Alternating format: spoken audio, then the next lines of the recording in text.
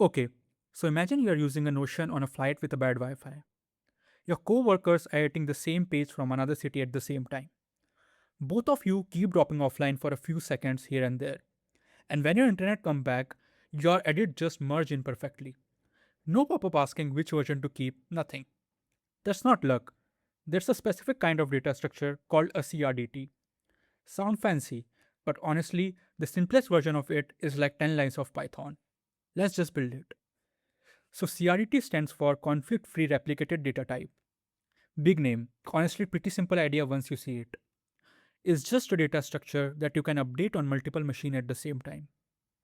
And no matter what orders those updates get merged back in, you always end up at the same final answer.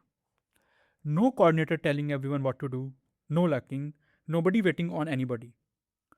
So today we are gonna build the simplest CRDT there is, just a counter. Think likes on a post or view count spread across a bunch of servers. Quick gut check before we jump into the fix. Say server A's counter is sitting at 5 and server B's copy is also at 5. Now without talking to each other, A bump it up once and B bump it up once too. A is now at 6, B is now at 6. Looks totally fine, right? They match. But the real answer should actually be 7 because two separate increments happened, one on each server. If you just sync those two 6 together, you quietly lose one increment and nothing even looks wrong. No error, no warning, just a number that's off. Okay, so here's the trick. Instead of one shared number, every node just keep its own personal counter. In a dict, one slot per node. When a node increment, it only ever touches its own slot, never anyone else. Doesn't even look at them.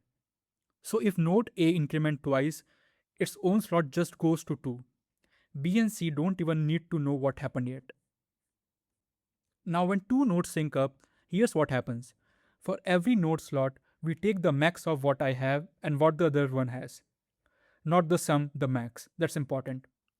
Because if I already know A did 3 increments and you tell me A did the 3 increments too, that's literally the same information, not 6 increments.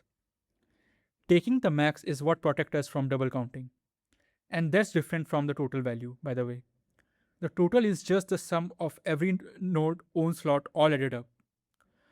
So max when we are merging the same nodes count from two places, sum when we are adding up different nodes at the end. That's it. That's generally the whole merge logic. Alright, let's actually run this. A increment twice, totally on its own. B increment once, totally separately. Doesn't even know A exists right now. Now let's merge B with A's count. Look at it. B's total jump to 3, 2 from A, 1 from itself. Now let's merge A with B's update counts too. And yep, A also lands on 3. Doesn't matter what orders we merge in, doesn't matter how many times we merge, but both nodes land on the same exact final number. No lost increments, no coordinator, no conflict, nothing. This exact pattern is what powers offline first apps. Notion and Linear actually uses CRDTs for this, and a lot of collaborative tools are built on CRDT libraries like YJS or AutoMerge under the hood. Riak and Redis actually use counter CRDTs like this one directly for stuff like distributed views counts and like counts. Quick honest note, Google Docs actually does not use CRDTs.